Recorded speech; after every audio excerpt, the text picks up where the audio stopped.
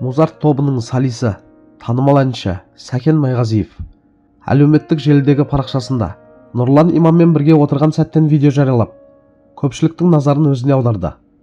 Бұл туралы sn.kz ақпарат порталы хабарлайды.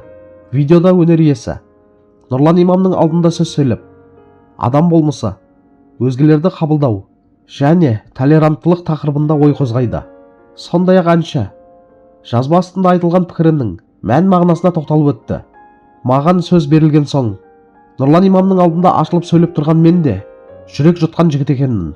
Элиф Шафақтың бір сөзі бар: Алла тағала барлық адамды бірдей етіп жаратуға да құдіреті жетер еді. Алайда ол әртүрлі болуын қалаған.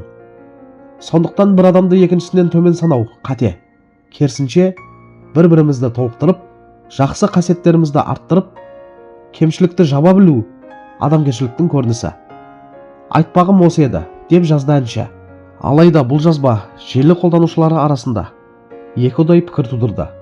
Бірі Сәкен Майғазиевтің ойымен келісіп, қолдау білдірсе, енді бірі сыни көзқарасын ашық білдірді.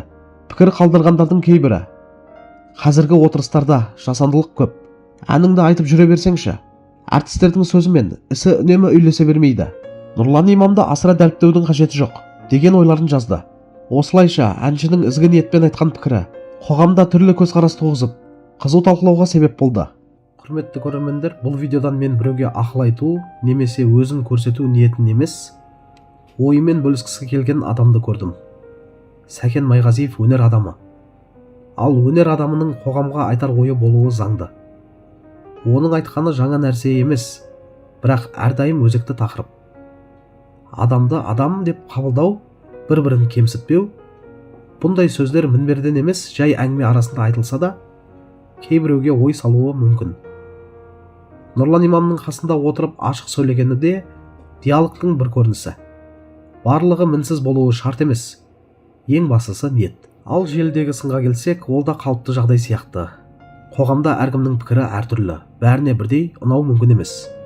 Біреуге бұл жасандылық болып көрінсе, енді біреуге шынайы ой болып қабылданады. Әншілер тек ән айтып қана жүру керек деген түсінікте ескірген сияқты. Әр адам өз ойын айтуға құқылы. Маған бұл жерде дау емес, пікір алуандығы көрініп тұр. Осындай әңгімелер қоғамды бөлмей, керісінше ойлануға жетелесе, соның өзі жеткілікті деп ойлаймын.